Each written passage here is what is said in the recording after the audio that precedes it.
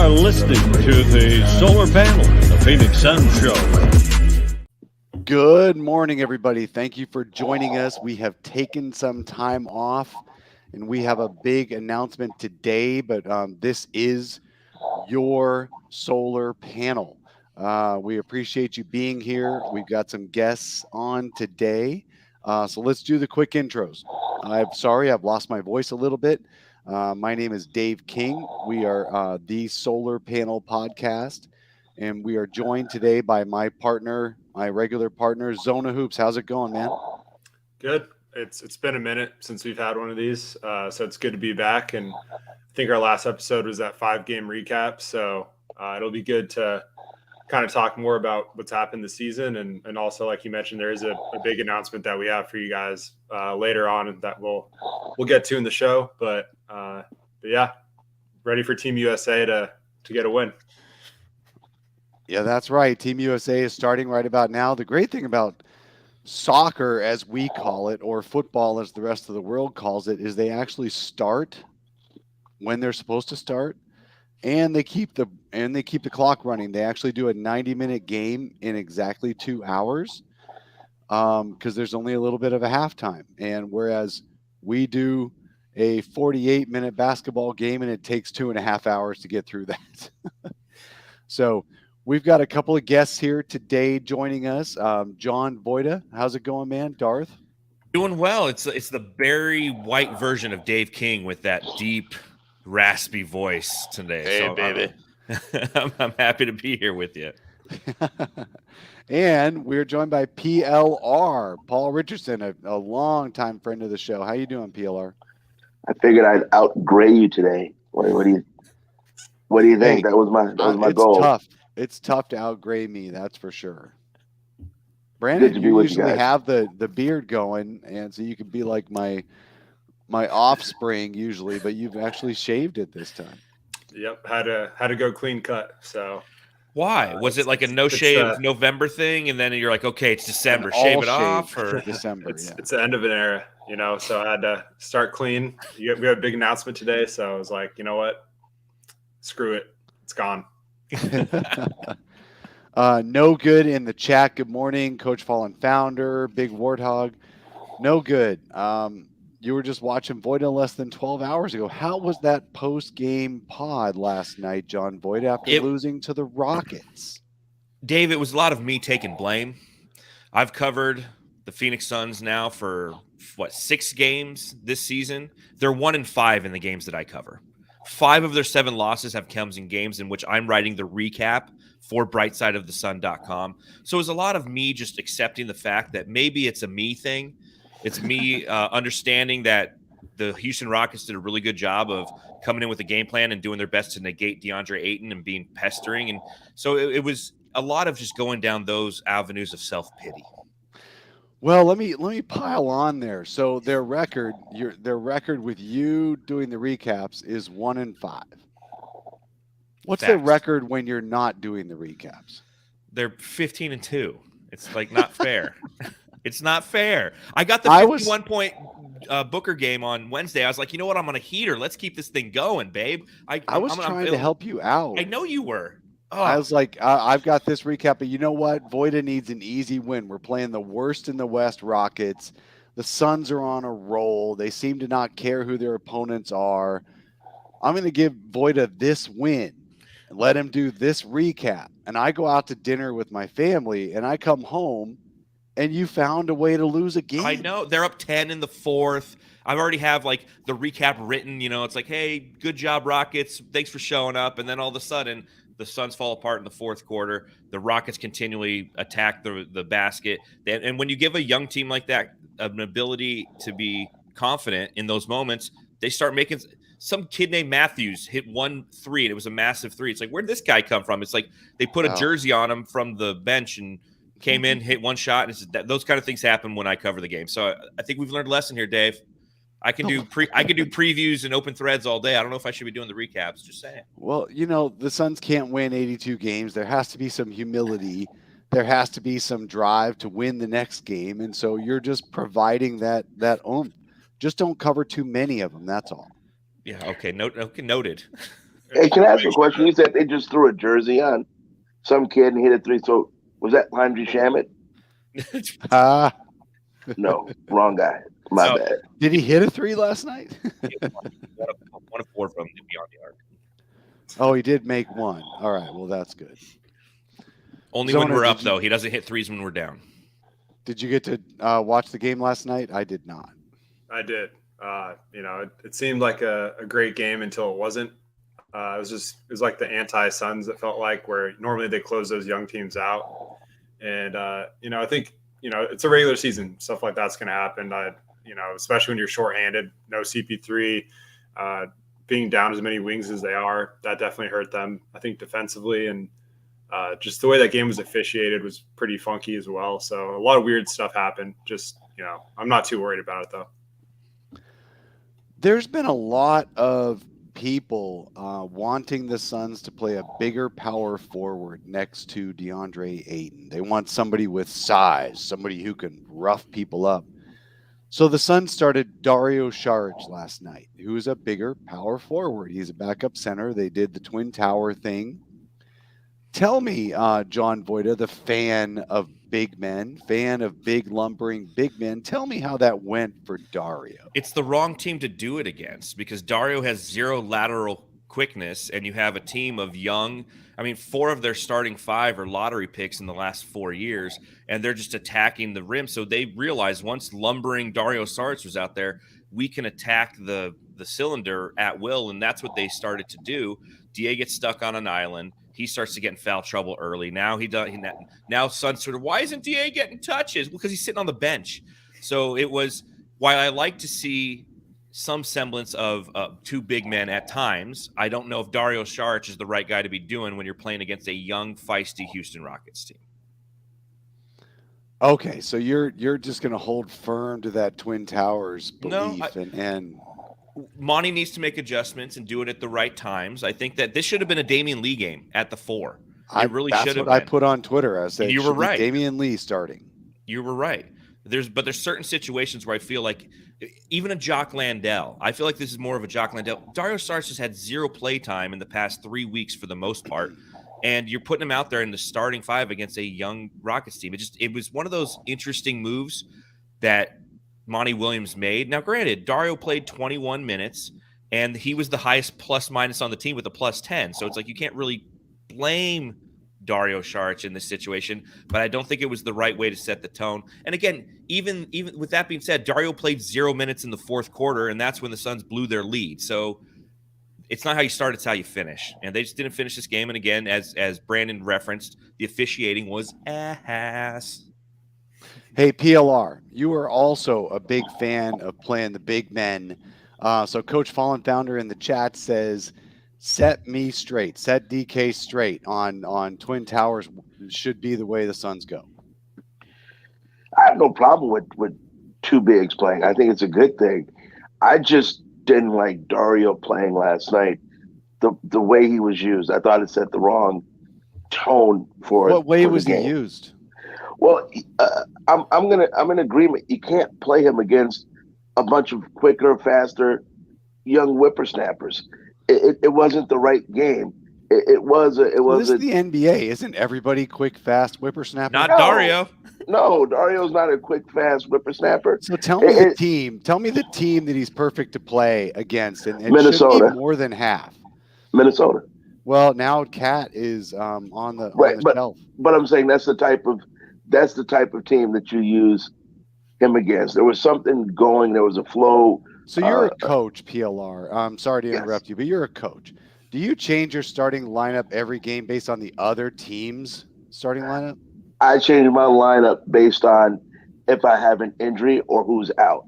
If Cam Johnson is ready, there's no changing of the lineups. But if I have someone injured, yes, I'll start my lineup to adjust to who I'm playing, who's going to be better for me. So if one of my starters are out, naturally I'm going to start my lineup. Because who's ever in this lineup now is going to go back to the bench when Cam Johnson comes back anyway. Yeah, I think one thing we have to accept as fans of this team is that Monty Williams is a man of stubbornity. I'm going to make up that word. The stubbornity. He knows what he wants. Yep. Darth, I am going to die on this anti-double big hill, at least in terms of Monty Williams' schemes. Look, he has particular schemes he wants to play offensively and defensively. It's a little difficult for us to complain about those schemes since the Suns have won more games than any other team in the league in the last 3 years with Monty Williams at the helm. So it's tough to immediately throw the baby out with the bathwater, so to speak, which has always been an incredibly creepy comment, but it's been around for 100 years. And retire that one today. Before they had drains, apparently, because you don't throw the bathwater out. But anyway, that's been around for a long time. You don't just throw away your schemes because of one bad game. And I know P-Dog is just going through it in the chat. I feel for you, P-Dog 006. You want the Suns to make trades. You want to make major changes after that loss. It's tough. It's tough. But you know what? The Suns are still number 1 in the West. But what Monty Williams does is he trusts in his scheme. He trusts in who he wants to play. I think it's interesting. He's made 2 moves in the last week. He moved Bismack Biyombo into the primary backup center role and put Jock Landale on ice after a good start to the season, and then starting Dario when Torrey Craig and they got down to their 5th need for power forward, but Dario had barely played in a month. So what do you think? No, I don't love Hakeem Work types, P-Dog. You don't know what I love. That's not what I love. Hakeem Work is basically Dario without the, I don't know. Anyway. Without the big butt. Yeah, correct. There you go. Without the big butt. So anyway, we've seen Bismack come out of mothballs. We've seen Dario come out of mothballs. The reason for that is what Monty's done every single year. At some point in the year, he decides someone's going to get a rotation spot that hasn't had a rotation spot to see if they can prove themselves, even though the dude they lost their rotation spot to is still really good and has played well. What do you think about those moves, Zona, for Busy coming in for Landale and mothballing Landale in return, and then Dario starting when Torrey Craig goes down? What do you think of those? It seems a little random sometimes. Jock, I don't think did anything to lose his spot. I get the matchup situation in terms of some nights Bismack's going to make more sense than Jock, but there's been a few games where I thought Jock made more sense than Bismack recently, and they didn't. They just kept Jock on the bench. So I'm not sure what he did to piss Monty off, but maybe he's in the doghouse or something. See, I don't think he pissed Monty off. I really think Monty just said, you know what, Bismack deserves a rotation spot. No, I agree. I agree. I'm just saying that just in terms of Monty just randomly does that. It's just something he does. He'll try to give other guys a shot, keep everyone ready throughout the season. Like that speech he gave about the bench staying ready, it just shows that he's more focused on the big picture than trying to, keep everyone happy on a day-to-day basis. So, that's how you lead a locker room. Just keep everyone locked in, knowing you're going to get an opportunity at some point this season. And it's just kind of a up and down, I would say, for the most part with the rotation. But, I think it's good to experiment as much as you can during the regular season. We've seen a lot more. This is a little off topic of your question, but just the stuff they're trying with Mikal offensively. And, last night wasn't a good example of it, but getting DeAndre more involved recently, I think they know that those two guys are huge for if they want to win a championship, they're going to have to produce. So I think there's going to be a lot of experimenting throughout the season, and that's totally fine. So real quick, the Phoenix Suns have played 22 games this season. How many games has Jock Landale not played in? Anyone have an idea? Without looking. Wow, I can look it up really quick. No, don't look it up. I know the answer. I'm seeing because it's perception, right? Like it feels like Jock's in the doghouse, right? How many games has he not played in? I'd say 9. 4. Three is the answer. 4 is going to be my guess. Yeah, 3 is the answer. What Monty's doing is he's made Bismack Biyombo the primary backup big, And then what he'll do is he'll bring in Jock Landale at the beginning of the fourth quarter. It's actually kind of a very interesting rotation because what it does is it changes the defense starts to get lulled into this. Okay, it's DA, it's Bismack, it's DA, it's Bismack. And then you bring in almost a shot in the arm, a steroid, if you will, into the beginning of the fourth. That is the energy that is Jock Landale. And we've seen it kind of sway the way of the game a couple times this season. He's not getting massive minutes, no, but he's getting these minutes that are catching the defense somewhat off guarded because he hasn't been in the normal rotation for the first three quarters. And if you look, again at his plus minus, he'll be +7, +5, +2. And I think that it's very interesting that a very interesting wrinkle that Monty Williams has incorporated thus far this year. Because I'm just like you. I'm like, dude, why isn't Jock getting any playing time? It was just a 3-game stretch where he didn't get any playing time against the Knicks, Lakers, and Pistons. Yep. Well, we'll see how. Yeah, you just spoke for everybody, and now we got nothing left to say. That's great on a podcast. What's nothing's better than dead air on a podcast. PLR knows this from radio. Silence is golden in radio, right, PLR? You know what you have to do? He just gave us an opportunity with a strategic pause. Strategic pause, yeah. Absorb, reflect.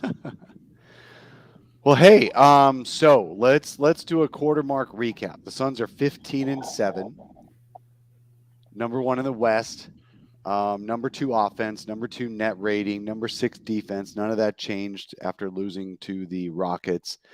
Let's do what's your takeaways? What are your 2 most impactful takeaways? What are the first 2 things that come to mind after the first quarter of the season for the Phoenix Suns? Zona, you go first.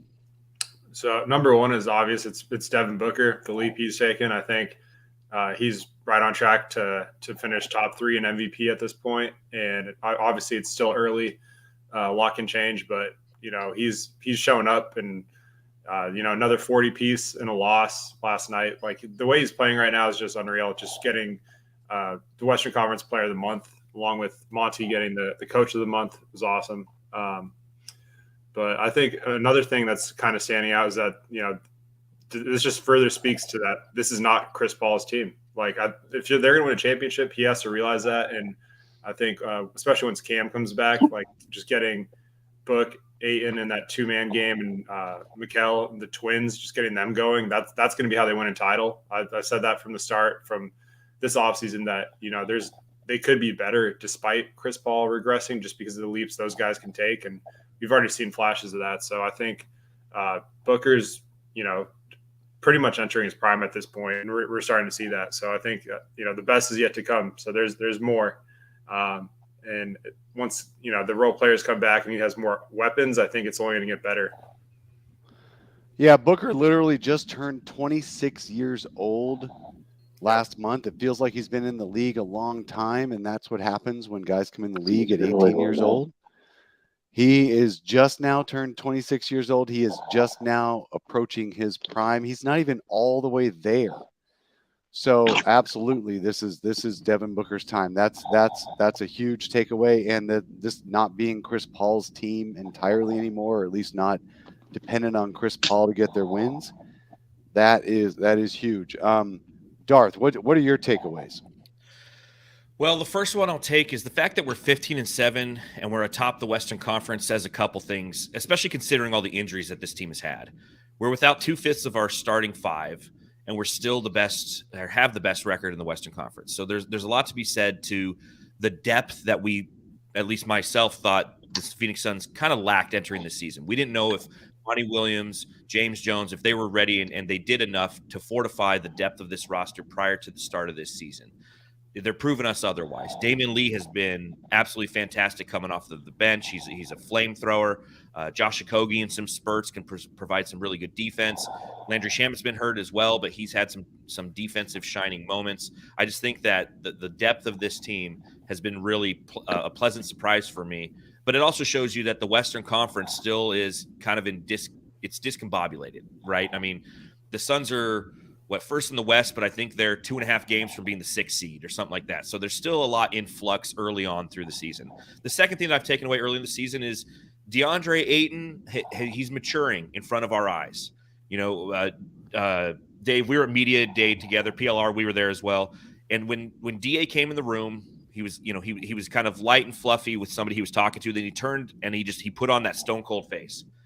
And we were all kind of questioning, you know, what's going on with DA, because he looks like he was talking really low. He wasn't really answering anything. He was doing his best Shaq impression. And I think that he's just kind of accepted. And Devin Booker mentioned this in the piece in The Athletic, where, you know, DA's really understand that this is a business. He got his money, and everybody's complimenting the work that he's been putting in, that he put in the offseason, that he's put it in between games. And we're starting to see that finally come to fruition with him getting the Western Conference Player of the Week. So I think that the progression of DeAndre Ayton and the ability to have Devin Booker and DeAndre Ayton truly be the cornerstones of this team, the thing that we've been waiting 5 years for. As Zona mentioned, it's no longer CP3 and Book. Now it's Book and DA. It's early in the season. We're a quarter of the way through, but the things that we've seen from DeAndre Ayton are definite pluses moving forward for this team. Absolutely. And I love your point about the West. It's so wide open. Like, the Suns don't even necessarily need to make any, you know, major, you know, like a trade for Durant or like some guy like that. I think the team they have now could win the West. And that's something coming into the season I wasn't sure about, to be honest with you. That's just the landscape of the West right now. I think it's anyone's game, really. It's about who's healthy in the playoffs. So that's another thing I want to emphasize and kind of throw in there. Hey, PLR, I'm guessing your biggest takeaway is Ted Lubin's in the chat, in that Cam Payne has been so good, he should remain the starter after CP3 returns. What do you think? Well, you can't do that. You got to go back. I saw that. You got to go back to CP3.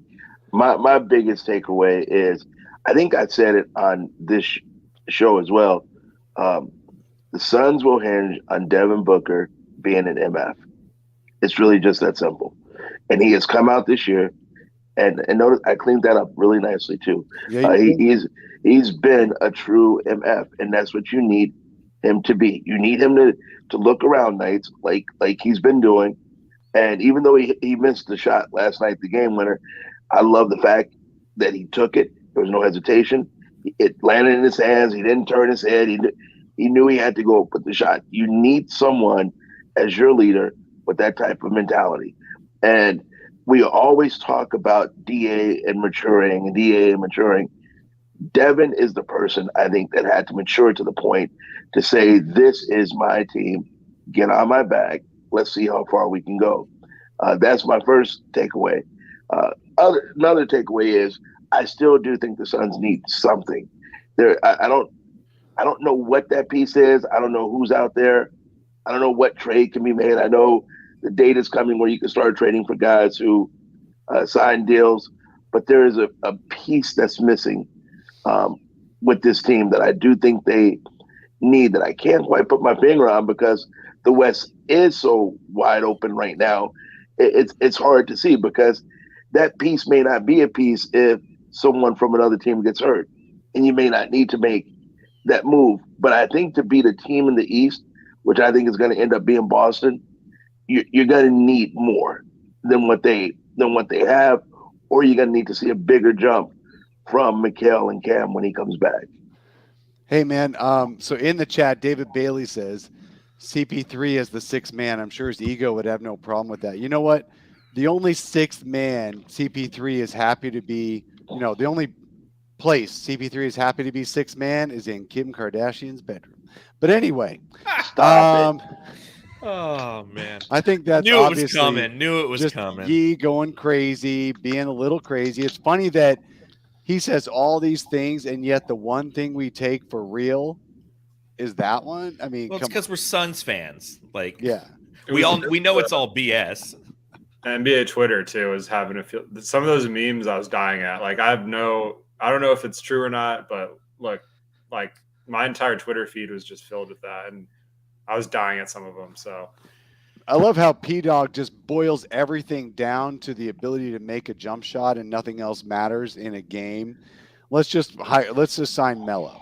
What could possibly go wrong? Look, Melo does make buckets for sure. But if you guys thought Dario was a little bit slow and Ole on the guys driving in from the perimeter, you might have a wake-up call. You might look nimble compared to a dude who hasn't been in the NBA all year.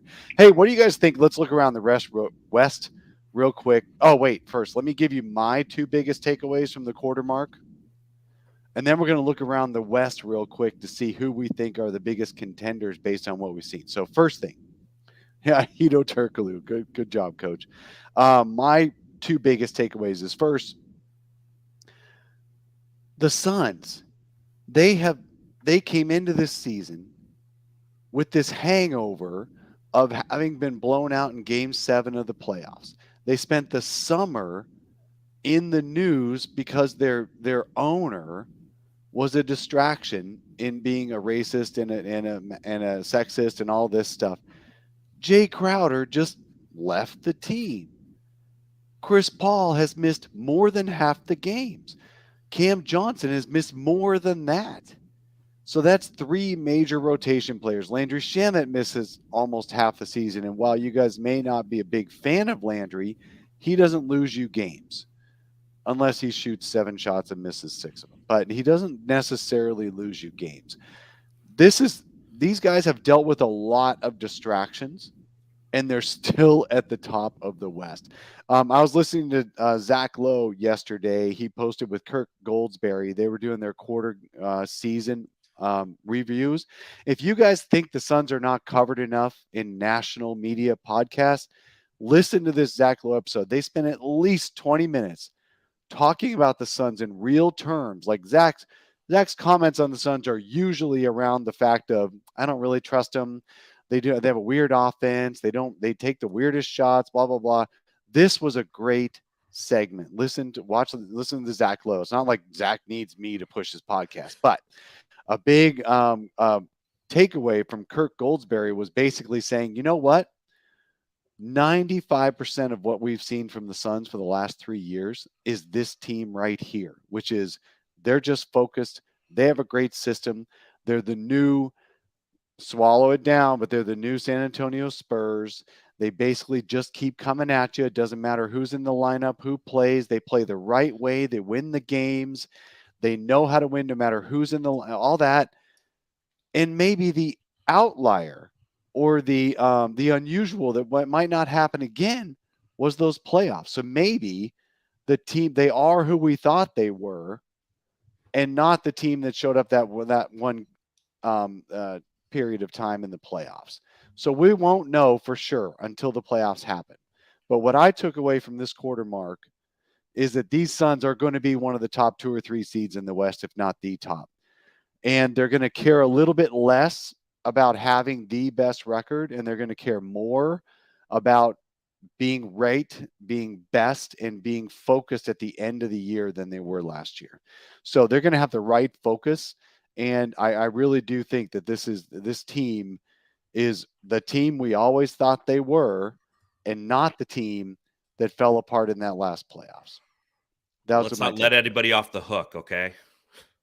What's that? I said, let's not let anybody off the hook this time, all right? Yeah, exactly. We are who they thought they were. We let them off the hook. Not this year, right. please. Yeah, there you go. So you mean that I didn't have to watch NBA Today and hear about LeBron being in his 20th year 15 times, and how Luka is the best player on a 10 and 11 team 30 times before Zach Lowe actually said one thing nice? Because I thought you should get a shirt that said, professional Suns basher. So I usually have to get through all that just to get like 6 minutes of Suns. So maybe that's a nice refresher for him. Well, we obviously know there's a big difference, and this is a great segue to the look at the rest of the West. But we know that the All-Star Game voting by fans has nothing to do with a team's record. How is it going to look this year if all the starters in the All-Star Game are from teams that are 500 or worse? We've got a long way to go to get there. I know, but right now, you got Steph Curry, Luka Doncic, and probably 2 Lakers. That's 4 of them right there, and none of those teams are comfortably over 500, and yet they'll probably be 2 starters because of the fan voting. 4 of the 5 starters. Starters, I don't care about. Bench players, I do, because the starters are all popularity contests. I mean, there was a year Magic was out with HIV, and he was, voted in as a starter. So I don't care about the starters. What pisses me off is when coaches don't recognize the talent that's out there playing. So I want to know for a fact that we're going to have Devin in a game without a hesitation. Some of the young whippersnappers that are balling on other teams in the game without hesitation. So that's more what I'm looking at than the starters. I want the fans to pick. I don't give a crap. It could be a dude that's played 3 games. If the fans want him in, it's their starting 5. The fans voted in Andrew Wiggins last Good. year. That's all you need to know. Yeah. But that's good, though, because it's a fans game. It's an exhibition. We don't want to make it like baseball was in that stretch where something was decided on it. Oh, man, All-Star Weekend is fun. Let's just have fun. Hey, so you guys don't have the show notes, and I apologize. We got them out, didn't get them out, but I'm going to talk about All-Star in a little bit. Look, right now, what I want to do is I want us to look around the West.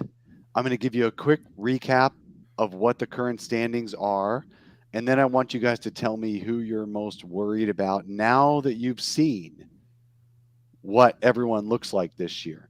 So Phoenix is first to the 15-7 record. Now we're only 22 or so games in, so the standings are going to be very close. They are going to be very close. You don't really have a choice on that. There's too few games having been played. But the Suns are first in the league first in the West with a 15-7 record. And yet, as Darth pointed out a little while ago, the Jazz in 6th are only 2.5 games back. So the top 6 teams in the West: Suns, Nuggets, Pelicans, Grizzlies, Clippers, somehow, even though Paul George and Kawhi Leonard have hardly played, are 13-10. And the Utah Jazz, even though they're falling back to earth, they are still 14-11 in 6th place. Let's start here. Of those 6 teams, Suns, Nuggets, Pelicans, Grizzlies, Clippers, Jazz, which ones are going to fall out of the top 6 by mid-season? Which ones are paper tigers of those 6 seasons? Let's start with you, Zona. Well, I think the obvious answer is the Jazz falling out. I do like their team, oddly enough. They kind of remind me a little bit of that 2013-14 Suns team where just the island of misfit toys got together and overachieved, and they're pretty fun. They're probably not going to win 48 games like that team, but I think, they're probably the team most likely to drop. But honestly, like looking at the rest of the teams in that group, Denver, Pelicans, Grizzlies, Clippers, like I think those teams are all going to stick around in that top 6 range, with the Warriors making that leap up. So I don't think there's going to be a ton of movement there, honestly. All right. PLR. Besides the Jazz, do you have any other paper tigers besides the Jazz? I don't. The Jazz don't remind me of that We Believe Golden State Warrior team from back in the day. They just played. No one believed in them. They just played ball. Actually, if there was a team, I'd probably say Memphis outside of the Jazz. And I like the way they play, but I don't like the way they play. Sometimes they're too discombobulated in stretches, and they rely too much on one-on-one play, and you get yours, I'll get mine. And even though it works because of the talent they have, sometimes I don't like the cohesiveness that they play with. The team that I worry about is New Orleans, to be perfectly honest with you. If that team can just stay healthy for a stretch of 7 games, because they have the weirdest, freakiest, injuries. Ingram getting hit in the head, or Zion getting a Zion injury, or there's always something. But if that team can just get healthy and stay healthy for about 6-7 games and just really gel, they're scary because they have everything. They have shooting, inside play, rebounding. If you want to muscle, they have Valanciunas. If you want to run, they have Ingram. If you need a irritator, they got the little guy that comes off the bench. They have literally everything. So that team worries me the most. All right. Voida, do you have another team that you think is a paper tiger among those top 6? No, I think PLR and Zona hit them both. The Jazz and the Grizzlies are the 2 teams that I think can fall in the standings. Looking at the fact that you have like the Mavericks down there in the 11th seed at 10 and 11, they'll get on a heater for a while and they'll progress up the standings. But I agree with PLR. The way that Memphis plays, they have a lot of isolation heavy basketball, which can lose you games at the end of some games. And I think that that's an opportunity for them. And the Jazz are the Jazz. They came out hot. Last I saw, they were like 2 out of their last 10 games. I haven't seen the past couple days, but they're a team that's going to fall pretty rapidly out of this playoff race. Even a quarter way through the season, and they did maybe a little too much, a little too early to take themselves out of the Wemby sweepstakes. But again, as long as you're a top or a bottom 18. You really have an opportunity to get that number 1 overall pick. So I think that they did a lot of really good things. They're showing that they can play a specific brand type of basketball, and it might be something in the next season that they could be troublesome. But I don't think with the way that the West is built that Utah, what they're doing out there is sustainable. Yeah, I'm going to throw out there, and this it's probably going to be unpopular, is I think the Clippers are the paper tigers, or another paper tiger team that won't be in the top 6.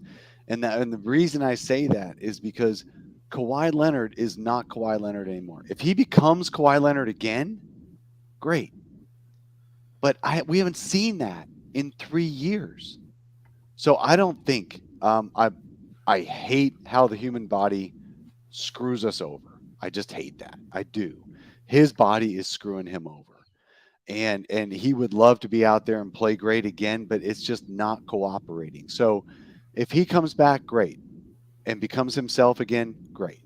But without Kawhi, they didn't even make the playoffs last year. They could have won the play-in game, but then Paul George got COVID. But still, the fact that they were even down at the play-in game shows me that they're the paper tiger in that top 6. All right. Let's move on to the next group. The 7 through 10 group is currently the Kings, the Warriors, the Timberwolves, and the Blazers. Now, I know everyone's going to say the Warriors are going to be the ones in the top 6, so I'm going to go the opposite direction. Of the Kings, Warriors, Timberwolves, and Blazers, who by February is looking at whether they should tank for Wembanyama? Which of those 4 teams? Kings, Warriors, Wolves, Blazers. We'll start with PLR. The Blazers. And here's why. Dame is not going to be right again. And I think that their window has gone. If you have Dame Lillard and your hope is to play for a playing game, your hope is now gone. You don't have it anymore. And Anthony Simons is their future.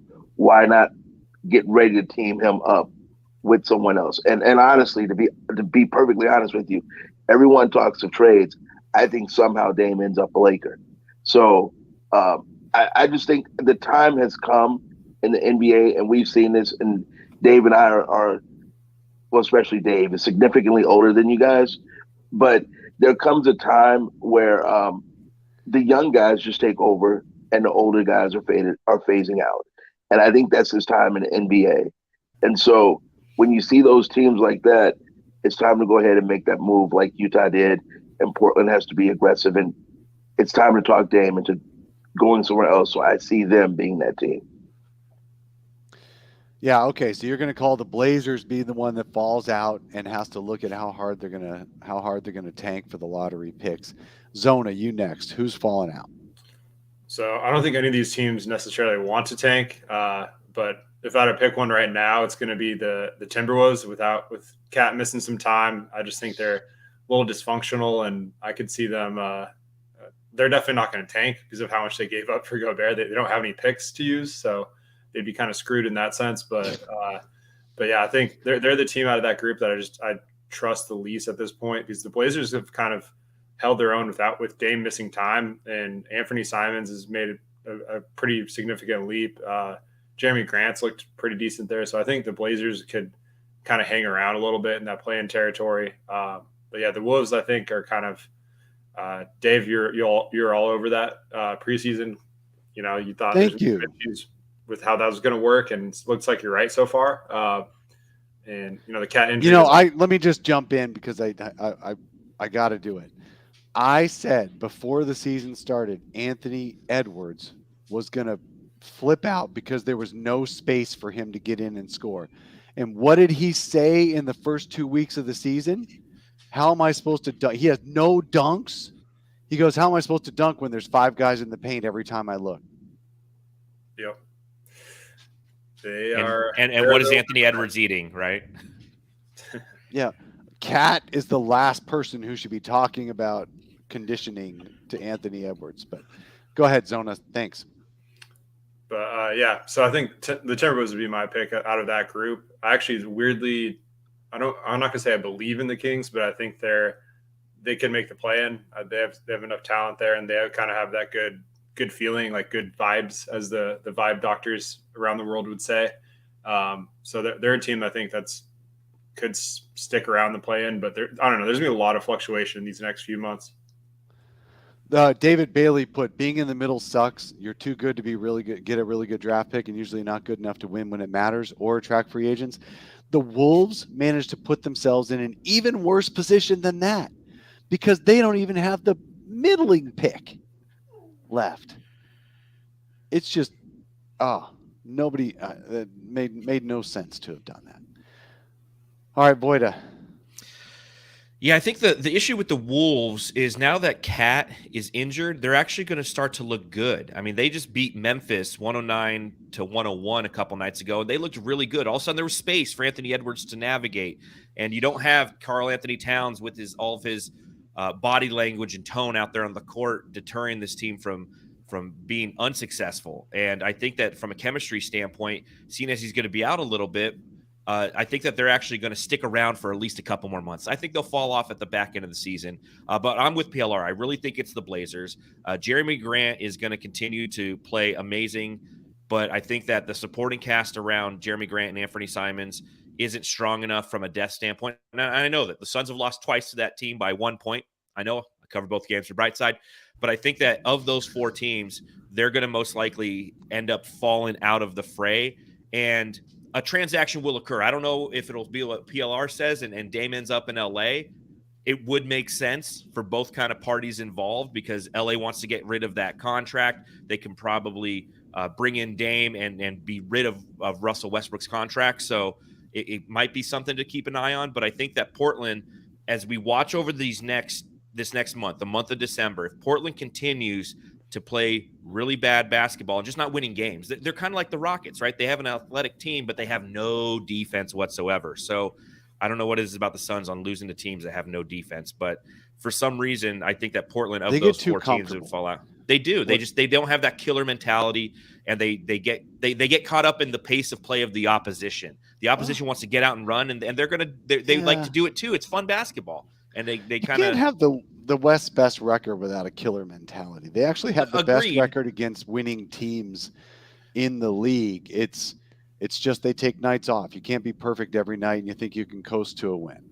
And it's against those subpar athletic teams that like to get out and run because for the Suns, they like to get out and run too. It's fun basketball. They don't have to be as methodical. So they're going to do it. And sometimes, as I mentioned at the top of the pod, when you do that to a young team or an athletic team, it develops their confidence in the game. They feel like, oh, man, we got a shot to win this game. And unfortunately, sometimes they end up doing so. You know what, Dave? Also, there's a difference in playing with confidence and playing with ego. And when they play the tougher teams, I think they play with confidence. When they play those teams, they play with ego. And it's like, even if we're doing this wrong, we're fine because in the back of our minds, we know who they are. And I think that's where they end up getting bit, in the backside. Like, you guys keep making fun of me, but I'm telling you, when you're playing them young whippersnappers, man, you can't play them with ego. You got to play them probably harder than you would some of the older veteran teams because you already know what you're going to expect from them. Whereas some guy that you've never heard of who was driving like with the Lakers, driving Uber 5 weeks ago, is hitting game-winning shots. And those are the guys you take your eyes off of. So I think that's what happens with the Suns sometimes. Well said. We need a whippersnapper's watch count on the screen somewhere. Yeah, no kidding. I think we're up to 6 now. Yeah, okay. So around the West, the last thing I want to do is there anyone who's currently out of playoff contention, meaning they're not in the top 10, that will end up in the top 6? And that's the Mavericks, Lakers, Thunder, Rockets, and Spurs. Will any of those end up in the top 6 by the end of the year? Put yourself on a limb right now. We'll start with Voita. Nope. I think Dallas will make the play-in game, but I think that again they have it's Luka and the Lucanaires or the Doncic. I don't know. The Lucanaires. The Lucanaires. You know, I mean, it's just he's really his usage rate is through the roof. He does some amazing things, but you see him even struggle at the end of the games because he doesn't have the supporting cast around him consistently to win games. And unless they make a transaction, and the Mavericks still don't know what that piece is. You know, you have Kristaps Porzingis. Granted, he was injured for a lot of time, but you bring in kind of an athletic big who could shoot. That didn't work. You bring in Spencer Dinwiddie, you know, a Robin to Luka's Batman. That didn't necessarily work. They got to the Western Conference Finals, but it's not working this year. So I think that it's a team that they're going to win some games. That's because Jalen Brunson.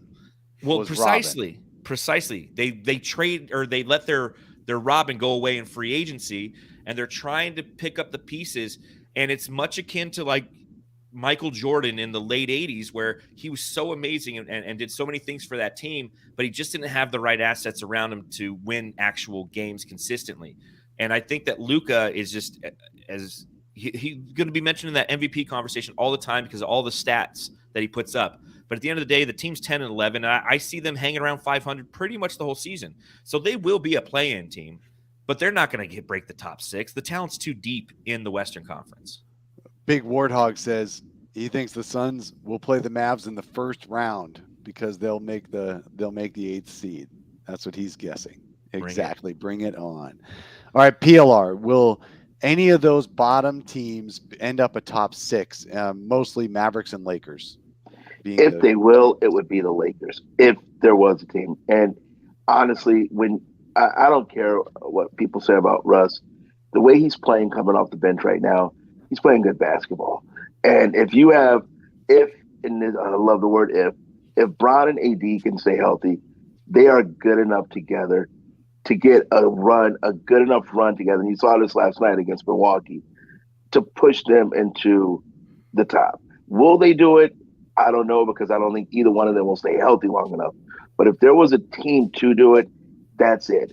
About the Mavericks, honestly, I know everyone is on this Luka narcotic. Maybe I'm the only person that's not. To me, it's the same team that Houston ran with James Harden. Same offense, same talent, same person. I know he's special. I get that. But I'm not on that narcotic like a bunch of people in this valley are.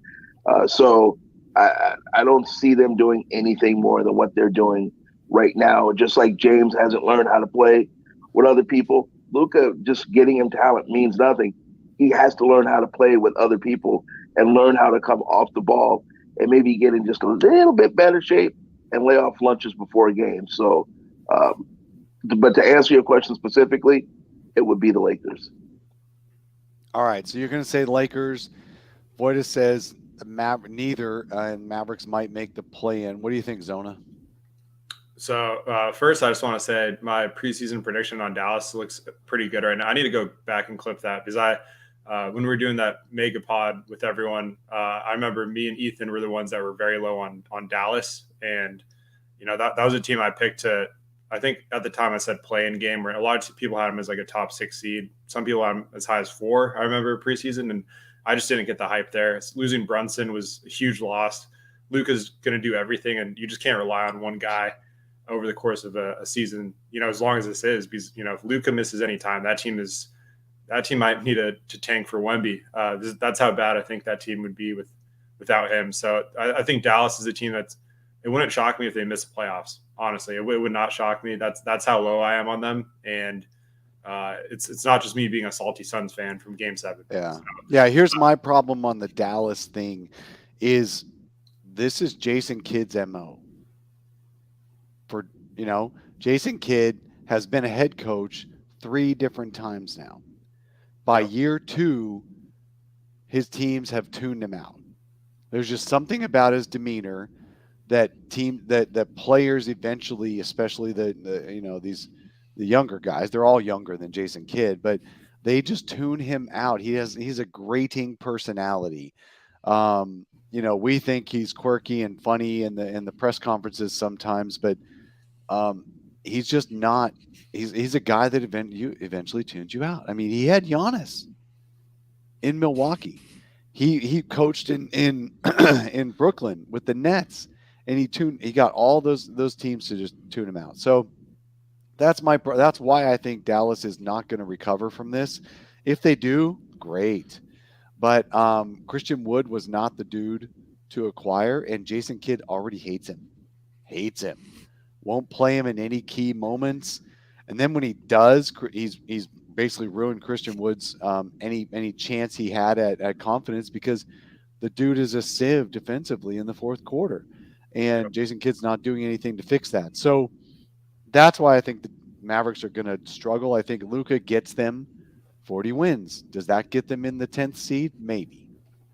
But that's about it. Dallas went backwards, and they didn't do anything to fix it. Now, last year, they had the same problem, similar problem, in that they only had 2 ball handlers. They needed a third. They picked up Spencer Dinwiddie. Boom, they were fine.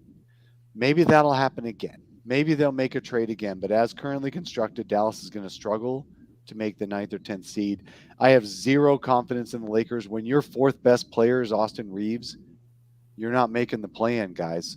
I don't care how good Anthony Davis and LeBron James are. As PLR said, they are not going to stay healthy long enough for them to win this, to even get into strong playoff position and be a top 6. I just don't think so.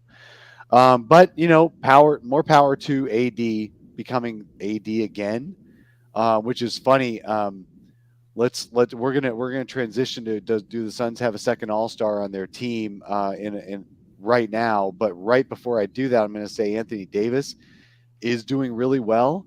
And he's a guy who knows how to get himself to the line. He knows how to draw those fouls. He throws himself down. He's very dramatic out there, but he's also extremely good. And that's why I'm worried that him and LeBron are both going to get voted into the All-Star game as starters, even though their team will be the 12th seed. And that's pretty sad. All right, let's transition.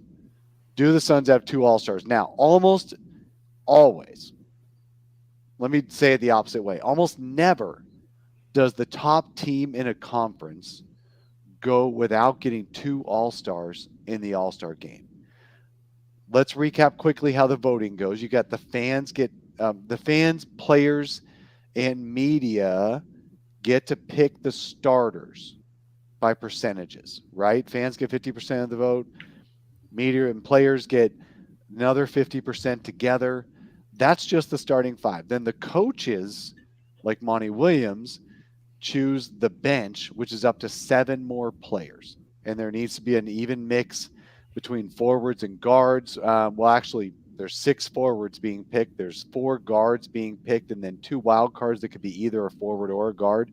But guards generally are so good in the league that guards usually get those last 2 spots. So it'll be about a 6-6. Coaches will pick basically 3 or 4 guards and 3 or 4 forwards. And so I'm talking about that group because the Suns are only going to have 1 starter in the game if they're lucky. They'll get 1 starter, and that's Devin Booker, but I doubt it because I think there's too many other really deep fan bases they're going to outvote Suns fans. And so Booker will be the first. Booker's the new Dame Lillard, where he's going to get the first coach's pick because he can't get picked for the starting unit because of guys like Steph Curry and Luka Doncic. That's fine. That's totally fine. So besides Devin Booker, do the Suns have a second All-Star? And again, I say almost never does a 1 seed or even a 2 seed get only 1 All-Star. Coaches always go, man, that team is too freaking good. I'm going to name a second guy. Almost always does it happen. Almost never are you left with only 1 All-Star as a top seed. So given that, let's assume the Suns have a 1 or 2 seed in the West by late January when the coaches are picking. That's the assumption I'm making. Devin Booker, coaches are sitting there with their little spreadsheet in front of them. They're picking the reserves. They've already picked Devin Booker. Will they pick a second all-star for the Phoenix Suns, and who will that be and why? And we're going to start with Zona. Well, I mean, if they're a 1 or 2 seed, then, and we're assuming that, Ayton and Bridges are both healthy, I think it's obviously those are the two front runners in terms of who's going to get that. But I'm going to lean no, but I would love to be proven wrong, because if DeAndre can stay healthy, and he's already missed some time and had that slow start to the season. So as of right now, I don't think he's an all-star, but he needs to go out and prove it. And if he can have another stretch like he's been having recently, then, and the Suns are still winning, I think he's the most likely of him and Mikal, just because of, the counting stats and like the monster 30-20 game he had. And just if he can continue to put up big numbers, then he would probably be the safer pick of the two. But I think if any team's going to be a 1 seed and only have one all-star, it would be the Suns. So it's kind of like that's where I'm at right now. I'm going to lean with Booker being the only one that makes it. All right, you're leaning Booker only. Voita. It's interesting. So if you pull out your little spreadsheet and you're one of the coaches who's going to just look at the statistics only, and you look at today, DeAndre Ayton today, 7th in the league, in the Western Conference, 7th in the Western Conference relative to scoring amongst starting centers. You look at his rebounding, he's 10th in the league. So he's 7 and 10 in points and rebounds. But if you look at the last 2 weeks, he's 4th in total points, and from a rebounding perspective, he's 2nd. So he's on an upward trajectory. So if he continues this level of play, I think he's a shoo-in for the All-Star game, in my opinion. I don't know if Lauri Markkanen or Domantas Sabonis, Ivica Zubac, like those guys. No, it's DeAndre Ayton, but he's got to continue this upward trajectory and the acceptance of the fact that, and backing up the fact that he said, like, I'm the one who sets the tone on this team. If he owns that, he is an all-star. He's been playing at all-star level for the past 2 weeks. So I think that, yes, Suns get 2 all-stars. It's D-Book. It's DeAndre Ayton. All right, so you're saying DeAndre Ayton for the second all-star. Correct. PLR. Dave, I'm going to break this down like a fraction for you. You want AD and LeBron to start, because if they start, that frees up that second person, which can then be DeAndre Ayton. If they are not starters, and Wiggins, for example, ends up a starter, because the backcourt is going to be Morant and Curry, or Morant and Doncic, or Curry and Doncic, because like I said, even on this show a long time ago too, they're YouTubeable. Devin is not a YouTubeable player. You don't rush home to see Devin Booker shoot 15-footers. Now, I'm not saying that's a good thing, but you want to see the high-flying, the high-flying stuff, and that helps fans vote. But if you get a Wiggins in as a starter, the way that AD is played, the way that Bron is played, and the fact that it's his 20th year, they will be voted in as reserves. If they get voted in as reserves, now DA has no shot. So, yes, I do think there will be only one in Booker, but it can be DA if the fans go fanboy on us like we want them to do, and that opens up the spot. Okay, so here I'm going to break it down too. And thank you, PLR. You're right. We do want both AD and LeBron to be voted into the starting lineup so the coaches don't have to pick them, assuming health. I think that's a very valid, good observation. The other two guaranteed, or one other guaranteed. Okay, again, there has to be at least 6 forwards, at least 6 big men, of which Ayton is one, right? So at least 6 big men. You've got guaranteed to be in there. You're going to have Nikola Jokic, and that's about the only guaranteed big man. Then you've got Anthony Davis and LeBron James. Let's say those are your front line that are voted in by the fans. So who's left? You got Paul George, almost certainly be voted in. These are coaches. coaches always go with who they pick last year. They do. They just do. So let's assume Paul George. That's 4 big men right there. Who's left? Zion Williamson, Brandon Ingram, and then what? Domantas Sabonis, and then Lauri Markkanen. So you've got to get 2 more big men. Do you do Zion Williamson and Brandon Ingram as the 2 Pelicans forwards over? Do the coaches pick 2 Pelicans to the All-Star game as reserves over picking a second Phoenix Sun? Do you pick Lauri Markkanen? No, you're not going to. You don't scheme against Lauri Markkanen. It's the guys who you scheme against. The big thing is it might have been Karl Anthony Towns or Rudy Gobert, but Rudy, his days of being picked for the All-Star game, I think, are done. And Karl Anthony Towns is done because he's got the calf injury, so he's not going to make it. So I really do think that you're going to be down to, do you pick a second Phoenix Sun at forward at big, or do you pick 2 Pelicans? That's what I think it's down to.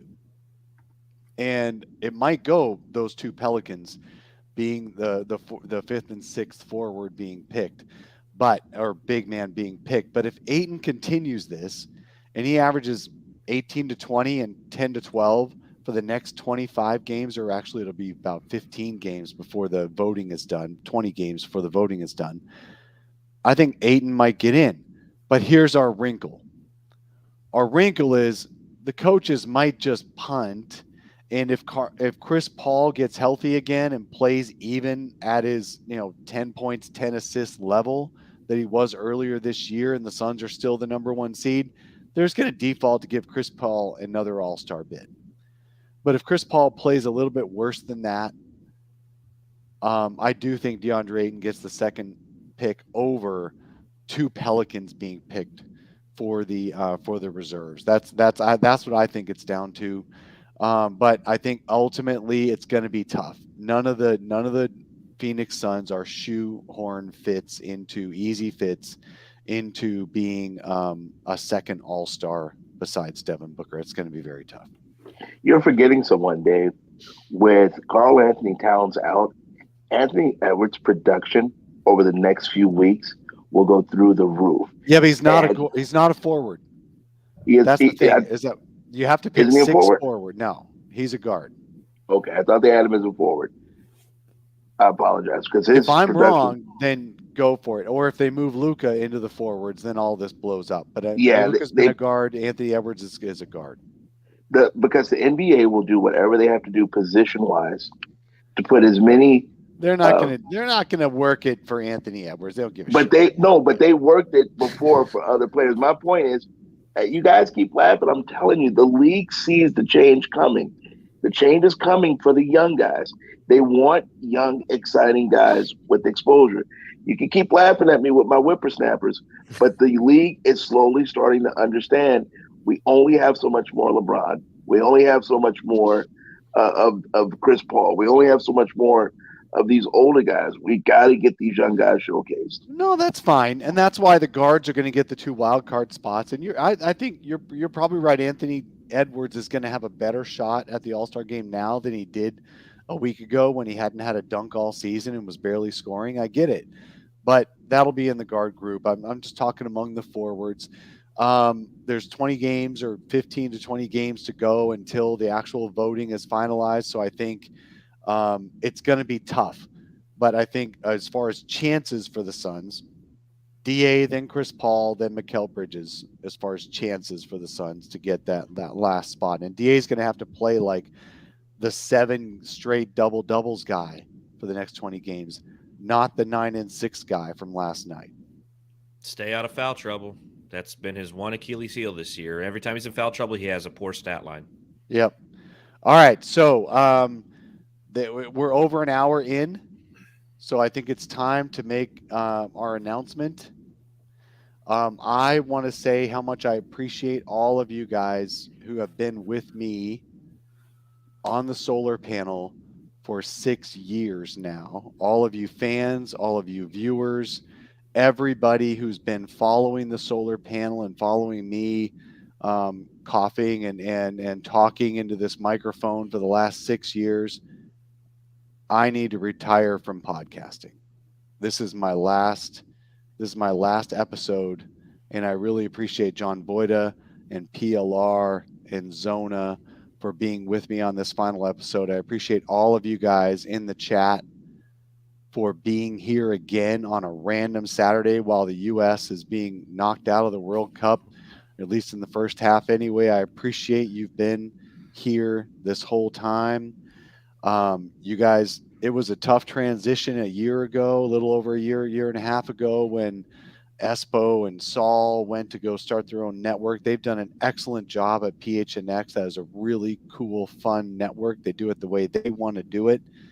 I do things a little bit differently. So I've been, doing my own show here for the past year, and I was lucky enough to have Zona join up with me. I've had a great time, but it gets to be a grind after a while. And I've still got Brightside. I've still got my regular job. And so I think, and frankly, you know what, PLR, your mention of whippersnappers this whole episode has been prescient. This is now a game. Podcasting is more of a game for whippersnappers anyway. Guys like Voida, guys like Zona, guys like the Timeline guys, PHNX, they're halfway to whippersnapper. They're not quite all the way there, but they're halfway there. You guys have a lot of great options out there. A lot of great options. You're not going to miss me at all. I know you're not. And if you do, just read my stuff on Bright Side of the Sun. But I want to say thank you to everybody who's been around this whole time. I really appreciate everything you guys have done to support me in my podcasting efforts, and I will miss you, but I won't miss the grind of it. So thank you everybody for being here. Zona, do you want to tell us what you're going to be doing next? Because I don't think you're going to carry on Solar Panel either, right? Yeah. So first off, just want to thank Dave for inviting me to join him on the show. It's been a little over a year now, I think. It's been a lot of fun, and not only everything he's done for the Suns on the podcast side of things, but just Bright Side of the Sun. I think a lot of people can take that for granted, how much of a grind that is behind the scenes. He does a great job running that blog, and then this podcast in addition to that, and all the coverage he's done. Owe him a lot for just taking a chance for me to not only write for Brightside, but just join this podcast. So and you see all the fans he has here, like that, the regulars that show up every Saturday morning when they could be doing anything else, and that just speaks volumes to what he's built here. So major shout out to Dave King. I will not be carrying on Solar Panel. I'll actually be rejoining Locked On Suns with Brendan Clean. So, you can find me over there. But again, just want to give a huge shout out to Dave for just, there's countless people that would say the same thing. So I actually have a couple quick videos here from some people. We're going to start with Mr. Tim Tompkins. Dave King provided so many of us, including myself, with the opportunity to serve a team who has given us so much. Dave was always unwavering in his hospitality when I came to visit Phoenix. He would buy dinners, he would provide lower level tickets to Suns games. But most of all, he provided his companionship, his friendship, and his time. Above all, though, Dave reached out when he knew that I was confronted with grief. He was patient with my rants and always listened with an open mind to my often opposing points of view. The Suns community is stronger for his unwavering commitment and unrelenting work ethic. And then we got a couple Wow. from I don't think Dave had any idea. I just kind of uploaded. No, I didn't. Last night. Try to keep it hidden in the StreamYard. Here's got some from Kellen Olson and Gerald Bourget as well that we'll play right now. Hey there, it's Kellen Olson checking in live from the arena. As you can tell by the lack of quality audio and the songs playing in the background, wishing Dave a happy podcast retirement. Man, it's funny I'm recording this from this seat because I wouldn't be in this seat without Dave. For those that don't know, I started at brightsideofthesun.com. I was just a kid completing his communications degree at the University of Arizona, trying to get a writing opportunity somewhere. And Dave was generous enough to give me one of the spots that they were looking to add at brightsideofthesun.com. And then I continued to write an inordinate amount. And I can't tell you guys how much of a difference it is to have someone like Dave, who is always open to any sort of ideas that you have and is always open to the quantity that I would want to write, because I was just this hungry kid trying to crack it in the business, trying to get a byline anywhere, to be honest. And it's tough for someone like me who didn't have internships or anything like that. But that's the great thing about SB Nation and brightsideofthesun.com, and Dave specifically giving opportunities to kids like me. And look at where we are now. Not too shabby. 7 years, 8 years. I want to say 9 years later. That was, man, my last year of college was quite a long time ago. But Dave, hope you get what you want out of this entire situation, the podcast game. I don't think I'm leaving it anytime soon, but I'm sure you had as much fun as I did over the time, and look forward to seeing what's next for you, pal. See ya. Dave King, the legend. Well, I'm bummed to hear that you're stepping away from podcasting. As someone who's been covering the Suns for even longer than I have, who's been there every step of the way during their miserable seasons and their playoff drought, and who was kind enough to show me the ropes in the media room when I first got there, you have always been a pleasure to cover Suns games with, and I wish you nothing but the best moving forward. Yeah, and I Wow. tried to get Thank Monty you. Williams too. Didn't work that one out, but Monty Williams. He doesn't even know my name. He knows my face. He probably doesn't even know my name. So just to be clear, I'm still going to be covering Suns games. I'm still going to be going to the games. I'm going to be working Bright Side of the Sun, all that. That's not going away. It's just this little solar panel. We might have reunion shows every once in a while, right? I mean, maybe every quarter mark, something like that. The 7 seconds or less guys would have those reunion shows every once in a while. We might do something like that too. But as a regular thing, it's been fun. It's been great. And I really appreciate everyone for the time they've given us. Thank you so much. Any other final thoughts about anything at all, PLR? Well, just because you're not doing radio doesn't mean we still can't be two dirty old men in the summertime in Vegas for Summer League. So I want to go ahead and get that out there. He just means because it's hot, so we get sweaty. That's all. But yo, man, I appreciate it. I mean, it's always cool to hang with you guys, and I've always appreciated the offers. That's always been one of my highlights when I could hang with you. Now, I'm going to say this, Dave. I'm going to treat this like a boxer's fake retirement. That itch will come back, and you're going to get back in this ring, because you're not going to let me be the only lone dude still doing this stuff with these young whippersnappers.